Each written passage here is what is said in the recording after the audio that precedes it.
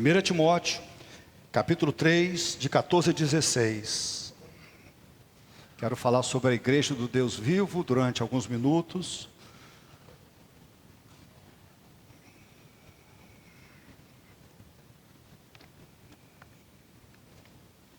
Tenho intitulado uma pequena sessão agora de pregações, eu tenho interessado como aos meus queridos filhos, aos meus filhos com carinho.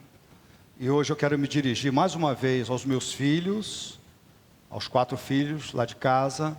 Eu me dirijo a toda a igreja como filhos também, e aos formandos do Prega Palavra e do Legado. Mas olha o que Paulo escreveu. Na verdade, aqui é a palavra de Deus. Escrevo-lhes estas coisas, embora espere ir vê-lo em breve. Mas se eu demorar, saiba como as pessoas devem comportar-se na casa de Deus, que é a igreja do Deus vivo, coluna e fundamento da verdade. Não há dúvida de que é grande o mistério da piedade. Deus foi manifestado em corpo, justificado no Espírito, visto pelos anjos, pregado entre as nações, crido no mundo, recebido na glória. A grande ideia de hoje é: a família do Deus vivo é coluna e fundamento da verdade. Vamos orar. Querido, ajuda-nos a entender a Tua palavra. Ajuda-nos também a obedecer a Tua palavra. Em nome de Jesus. Amém. A igreja de Éfeso, ela tinha um lugar muito especial no coração do apóstolo Paulo. Ele dedicou cerca de 3 anos do seu ministério naquela cidade. E assim, o apóstolo Paulo, ele ajudou a fundar muitas igrejas naquela região. Infelizmente, a igreja que recebeu uma carta tão especial, ela estava abandonando a sã doutrina, a doutrina de Cristo, a doutrina verdadeira. E por esse motivo, o apóstolo Paulo, passando pela cidade de Éfeso, ele deixou o jovem Timóteo, seu filho na fé, naquela igreja, para colocar as coisas em ordem, para trazer a igreja de volta para o caminho. E ele escreve esta carta instruindo a Timóteo, a segunda carta também, mas ele escreve instruindo o que Timóteo deveria fazer na igreja, uma instrução, a sua instrução apostólica. E esse texto, capítulo 3, de 14 a 16, nós temos o cerne da carta, nós temos assim o ponto alto da carta. Porque nesta sessão, nessa perícope, nós temos o motivo que levou o apóstolo Paulo a escrever essa carta de 1 Timóteo. Olha aí, versículo 14. Escrevo-lhe estas coisas. Ele vai dar a razão de ter escrito aquela carta. Embora espere ir vê-lo em breve, mas se eu demorar, saiba como as pessoas devem comportar-se na igreja, como as pessoas devem viver na igreja, como deve ser a vida na igreja. Então, ele deixou Timóteo na cidade, depois envia esta carta. Ele está muito desejoso de trabalhar com Timóteo para trazer a igreja para o caminho certo, mas ele diz que se ele demorar, Timóteo estava sendo orientado do que deveria fazer. Estou escrevendo isto para lhe dar instruções sobre como alguém deve se comportar na igreja. E caso eu não consiga chegar até você, é exatamente isso que eu queria lhe dizer pessoalmente. Como Paulo define a igreja? Versículo 14 ainda. Ele diz que se eu demorar, saiba como as pessoas devem comportar-se na casa de Deus. Paulo diz que a igreja é casa de Deus. Essa palavra grega, oikos, ela aparece em vários lugares nessa carta. Lá no capítulo 3, versículo 4, falando sobre o pastor, as qualificações do pastor, diz que o pastor deve governar bem sua própria família. Aqui não é traduzido como casa, mas como família. Capítulo 3, versículo 5 diz: pois se alguém não sabe governar sua própria família, também traduzida por família. Então, no versículo 12, ele fala que o diácono deve ser marido de uma só mulher e governar bem seus filhos e sua própria casa. Então nós sabemos que é governar sua família. A igreja, então, ela é a família de Deus. A igreja não é o edifício. Nós apontamos para a igreja como edifício, mas a igreja é a família de Deus. Paulo está dizendo isso. Lá em Efésios capítulo 2, versículo 19, Paulo escreveu a essa mesma igreja: portanto, vocês já não são estrangeiros nem forasteiros, mas concidadãos dos santos e membros da família de Deus. É na igreja que os inimigos se tornam irmãos, com um vínculo muito maior do que irmãos de sangue. Ele está falando isso. Quando escreve aos Efésios, ele sabe que gentios e judeus, eles eram inimigos, mas agora estão juntos na igreja como concidadãos, e agora eles são uma família. Por isso que todos chamam a Deus de Pai e uns aos outros de irmãos. Em Efésios capítulo 5, versículos 1 e 2, diz: portanto, sejam imitadores de Deus, como filhos amados, e vivam em amor, como também Cristo nos amou e se entregou por nós, como oferta e sacrifício de aroma agradável a Deus. Sejam imitadores de Deus como filhos amados. Imitem o Pai. Então, queridos, nós precisamos estar na sua igreja, se queremos estar onde Deus está. Isso também significa estar na sua família, e o considerarmos como nosso pai, e os nossos queridos como os nossos irmãos.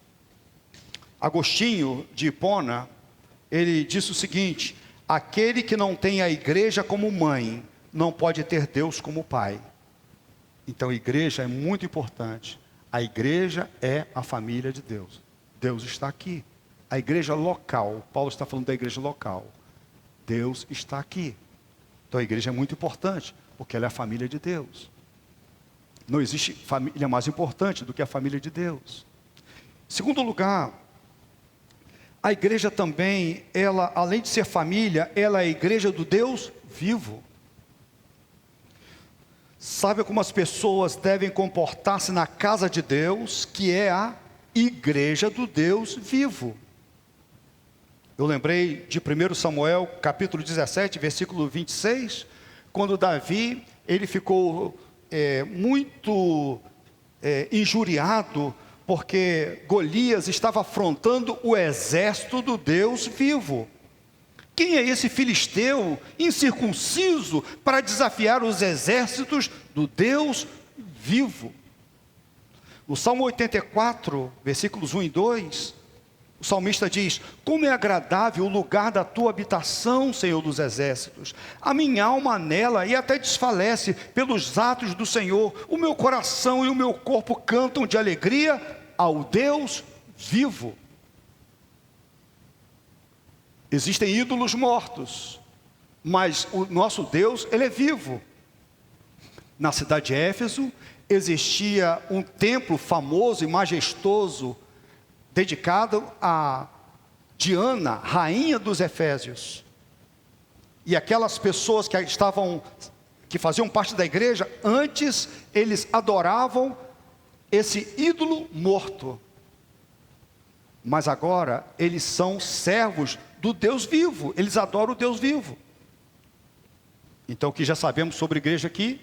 Em primeiro lugar, a igreja é a família de Deus.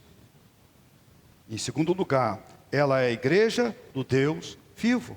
Então a igreja é muito importante, gente. É muito mais importante do que a gente pensa. Por isso, não fique fora da igreja. É algo muito grave estar fora da igreja. Não despreze a igreja de Cristo. Não se ache mais importante do que a igreja, porque nada no mundo é mais importante, nada é mais valioso do que a igreja do Deus vivo. Quanto foi que Jesus pagou para ter a sua igreja? Jamais decida se afastar da igreja. Olha o que o escritor aos Hebreus, ele adverte. Vamos juntos? Acho que a gente pode falar junto? Cuidado, irmãos, para que nenhum de vocês tenha coração perverso e incrédulo que se afaste do Deus vivo. O que pode afastar uma pessoa de Deus? O seu coração. Segundo a palavra de Deus, segundo o próprio Deus, um coração incrédulo e perverso. Então valorize a igreja. Não dá nenhum valor à igreja aquele que não valoriza a igreja como Deus valoriza. Não dá nenhum valor. Terceiro lugar, a igreja é coluna e fundamento da verdade. Aqui são palavras, estão dizendo a mesma coisa. A igreja, ela é o alicerce e a coluna da verdade. Assim, o propósito da igreja é conservar a verdade, proteger a verdade, lutar pela verdade e transmitir a verdade. Naquele templo de Diana dos Efésios, haviam 127 colunas majestosas de mármore e com ouro, e tinha preciosidade naquelas colunas. Era um prédio maravilhoso. Então eles estavam muito na cabeça dele. Quando Paulo escreve isso, está muito claro para Timóteo e também para aqueles irmãos. Então Paulo lembra daquelas colunas e diz que a igreja, ela é exatamente isso. Ela é o fundamento e a coluna da verdade. Para que existe a igreja de Deus? Para que existimos? Para conservar, proteger, sustentar e proclamar a verdade. A igreja não pode alterar a verdade. A igreja não pode corromper a verdade. A igreja deve amar e sustentar a verdade. Por isso devemos cantar a verdade, estudar a verdade, ensinar a verdade, viver na verdade e proclamar a verdade. Deus nos colocou nesta igreja, nessa cidade, para defendermos a sua verdade. Por isso treinamos professores e líderes para que possam ensinar a verdade. Temos nossos pequenos grupos na igreja para estudarmos a verdade. Então, é muito importante estudar a Bíblia, é muito importante para conhecer a Bíblia e defendermos as verdades de Deus, que são tão atacadas. Desde o início, a verdade de Deus foi atacada lá no jardim por Satanás. Desde então, continua sendo atacada até os dias de hoje. Como podemos defender a verdade? Primeiro, ouvindo a verdade. Ouça a verdade. Todo domingo, nós nos reunimos para pregar a verdade. Então, venha ouvir a verdade. Toda quinta-feira, os pequenos grupos se reúnem aqui na igreja para estudar a verdade. Não deixe de frequentar o seu pequeno grupo. Jesus falou: felizes são aqueles que ouvem a palavra de Deus e lhe obedecem. Ouça a verdade. Em segundo lugar, memorize a verdade. Você retém quando você memoriza. Salmo 19, versículo 11.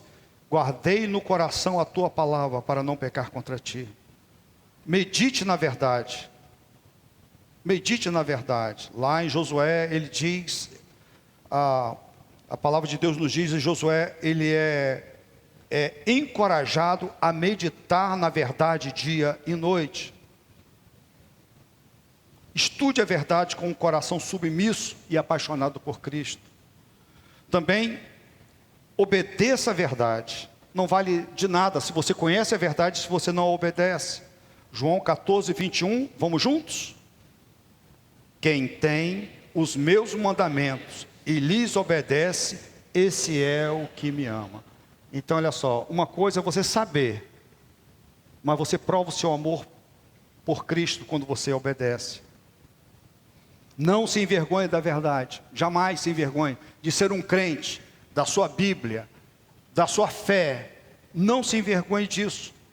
Paulo escreveu aos Romanos: não me envergonho do Evangelho, não me envergonho da verdade, porque é o poder de Deus para a salvação de todo aquele que crê. Primeiro do judeu, depois do grego. Exponha a verdade. Exponha a verdade. Deixe a palavra de Cristo habitar ricamente em você e exponha a verdade. E divulgue a verdade. Divulgue a verdade. Exponha através de você e fale da verdade por onde você andar. É assim que sustentamos a verdade. Ouvindo, memorizando, meditando, estudando, obedecendo, assumindo, vivendo e proclamando. Esta é a missão mais básica da igreja. E nós temos aqui, no versículo 16, um resumo das verdades principais. Nós temos um resumo. Então, olha comigo, versículo 16. Não há dúvida que é grande o mistério da piedade. Deus foi manifestado em corpo, justificado no Espírito, visto pelos anjos, pregado entre as nações, crido no mundo, recebido na glória. Então, aqui parece que é um hino. Quem conhece o grego sabe que aqui está muito bem elaborado. Parece que o apóstolo Paulo aqui coloca um hino, uma música, com as verdades fundamentais da nossa fé. Ele diz: grande é o mistério da piedade. Ele fala grande no sentido de glorioso. É o mistério que foi revelado. O mistério no Antigo Testamento, essas verdades do Evangelho estavam ainda escondidas. Mas agora, quando Jesus veio, essas verdades se tornaram foram reveladas para todas as pessoas. A piedade é o nosso temor a Deus, é a nossa fé, é a nossa seriedade a Deus. Então, grande é o mistério da piedade. E ele vai falar sobre as verdades principais que devem ser defendidas pela igreja. O Deus, em primeiro lugar, o Deus eterno e invisível, ele virou gente na pessoa de Jesus Cristo e habitou entre nós, cheio de graça e de verdade. Ele diz: Deus foi manifestado em corpo. O Deus Criador virou gente. Nós conhecemos, daqui a pouco nós vamos nos lembrar do Natal dele, do Senhor, quando ele se tornou um bebê. Mas é o Deus eterno, o Criador que sempre existiu. Então ele fala da sua encarnação, ele foi manifestado em corpo. Também ele foi, segundo lugar, foi demonstrado a ser o Filho de Deus pelo Espírito Santo. Foi justificado no Espírito. Por sua ressurreição maravilhosa ficou claro que Jesus o Cristo, ele é o Filho de Deus. Em terceiro lugar, os anjos, eles foram os primeiros a verem Jesus Cristo após a ressurreição, porque ele diz: visto pelos anjos. Quando aquelas mulheres chegaram ao sepulcro, encontraram os anjos que disseram que ele não estava mais lá. Então eles viram. Os anjos sempre adoraram Jesus na sua glória eterna, antes da sua encarnação. Anunciaram e celebraram o seu nascimento. Os anjos o serviram durante o seu ministério de 3 anos e foram as primeiras testemunhas da sua ressurreição.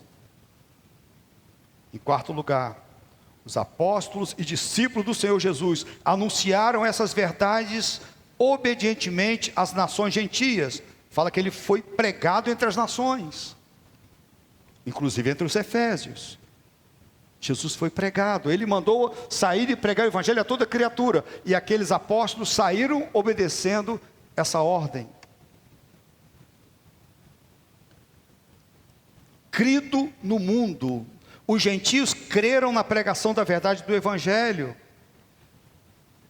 E por fim, a outra verdade é que depois de ressuscitar, Jesus Cristo foi elevado com glória ao céu, e desde então está à direita de Deus Pai, intercedendo por nós. Ele fala que ele foi recebido em glória.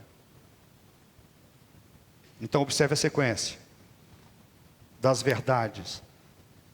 Deus virou gente, ele encarnou, ele ressuscitou, o seu evangelho foi proclamado, as nações se renderam, muitos creram e se renderam, e ele foi exaltado nas alturas. Esse é o resumo das verdades fundamentais que guardamos, defendemos e devemos proclamar.